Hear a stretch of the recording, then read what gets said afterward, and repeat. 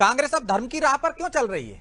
वो तो लगातार धर्मनिरपेक्ष की बात करती थी, लेकिन हम देख रहे हैं कि आप हनुमान चालीसा का पाठ कराते हैं, गणेश उत्सव मनाने लगे हैं, दुर्गा उत्सव कार्यालयों में मनाने लगे हैं, और अब एक यात्रा है जिसे आप भले ही गैर राजनीतिक कहें, लेकिन मंदिरों में यदि कोई घटना हो रही तो वो मुद्दे उठा रहे हैं। क्यों? आदरणीय ब्रजेश जी, आपको और सभी साथी पैनलिस्ट को प्रणाम करता हूं। और ब्रजेश जी, हम न्याय की यात्रा में हैं। अभी अगर आपने आदरणीय दिग्विजय सिंह जी की बात की, तो ये दिग्विजय सिंह जी की पहली यात्रा नहीं है। इसके पहले उन्होंने 3000 किलोमीटर की नर्मदा यात्रा की थी ब्रजेश जी।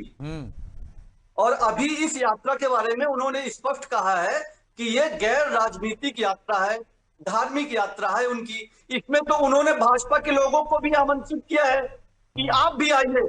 जिस तरह से उज्जैन में जिस तरह से जमीन का घोटाला हो रहा है, और उज्जैन से राजनीतिक मन से आप बात करेंगे, घोटाले की बात करेंगे, चोरी की बात करेंगे, तो गैर राजनीतिक कहां से हो गई? अभी आप धर्म की यात्रा कैसी होती है? जैसे कांवड़ यात्रा हो रही है, भगवान का भजन करते करते जाता है आदमी। वाक्य बोलता हूं तो आप फौरन टोकने लगते हैं। नहीं, मैं आपसे कह रहा हूं, यही देख रहा था, आप ही ने कहा ना गैर राजनीतिक है। लगातार बोलने दिए आप। अरे सुन तो लीजिए, आप ही ने कहा गैर राजनीतिक है, आप ही कह रहे हो कि न्याय की यात्रा है, आप ही उसमें राजनीति ला रहे हो। या तो भाई गैर राजनीतिक है, तो जिस तरह से यात्राएं, धार्मिक यात्राएं निकलती हैं, आप भी कई में शामिल हुए होंगे, मैं भी हुआ हूं। नर्मदे हर हर कहते हुए यात्रा निकाली थी ना उनने, लेकिन राजनीतिक मन से घोषणा नहीं की थी और न राजनीति की बातें की थी। लेकिन आप पूरी कांग्रेस राजनीति की बातें कर रहे हैं।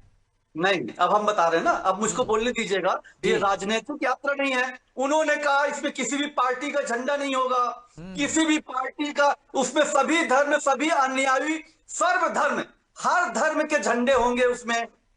उन्होंने ये बात की है, तो सभी धर्म के लोगों को शामिल होके वो एक जो मंदिर, जो न्यास है, रामचरितमानस में एक चौपाई है, परहित शरीफ धर्म नहीं भाई, पर पीड़ा सम नहीं अधमाई। इसका मतलब यह है कि दूसरों के धर्म केवल पूजा पाठ का नहीं, बल्कि समाज के हित, आस्था की रक्षा और अन्याय के खिलाफ आवाज उठाने की बात है। तो जिस तरह से भाजपा लगातार जिस राम के नाम पर ये सत्ता में आए, और उनके लिए जिस तरह से चोरी हो रही है, हजारों करोड़ की चोरी कर रहे हैं, उस चोरी के लिए अगर कोई पद यात्रा कर रहा है, इसमें बुराई क्या है? इसमें आदरणीय मुझे कोई बुराई नहीं है, लेकिन जो कह रहे हो वही होना चाहिए ना। मुंह में राम बगल में छुरी नहीं होना चाहिए ना। आप कह रहे हो हम धार्मिक यात्रा पे जा रहे हैं, धर्म पथ पर चल रहे हैं, तो धर्म पथ पर चलिए ना, भगवान का भजन कीजिए वानप्रस्थ में जैसा होता है। लेकिन आप यात्रा कर रहे हैं, तो नाम धर्म की रक्षा की यात्रा दे रहे हैं, लेकिन राजनीति कर रहे हैं। ये बताइए, मंदिर में कोई चोरी करे, हमारे मंदिरों में कोई चोरी करे, हमारे मंदिरों का कोई दान ले जाए। और मोहम्मद गौरी ने तो केवल 17 बार लूटा था, इन्होंने 70 दिन में 40 बार हमारे मंदिरों को लूटा। और तो ठोक बजा के बोलो ना कि चोरी हुई है, उस पर यात्रा निकाल रहे हैं, न्याय की यात्रा निकाल रहे हैं, उसको धर्म का नाम क्यों दे रहे हो? तो ये उनकी धर्म की यात्रा है, ये उनकी न्याय की यात्रा है। जो समाज, जो मंदिर को जो लूट रहे हैं। और ये बताइए, बाकी आपने दिग्विजय सिंह जी को सजा दिलाने के लिए धार्मिक यात्रा नहीं है आपकी, न्याय की यात्रा है। सरकार को जगाने की यात्रा है। पहले मुझे बात रखने दीजिए। दिग्विजय सिंह से ज्यादा धार्मिक इनकी पार्टी में कोई आदमी है क्या? 1985 से वो एकादशी का व्रत रख रहे हैं दिग्विजय सिंह जी। हम गुरुवार का व्रत रखते हैं। करोड़ों लोग मिल जाएंगे हिंदुस्तान में आपको। आपके घर में कितने लोग रखते होंगे एकादशी का व्रत भाई? उनके घर में 7 मंदिर हैं, 7 मंदिरों में जो है तो आरतियां होती हैं।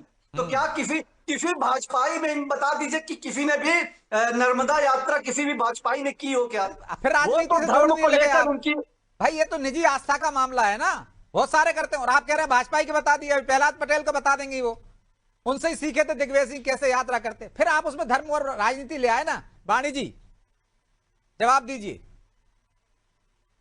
आपकी आवाज। यशवंत जी से। यशवंत जी, ये बताइए, आपने सबरीमाला मंदिर के बारे में सुना है? आपने अन्य मंदिरों के बारे में जो कांग्रेस शासित प्रदेशों में सुना है?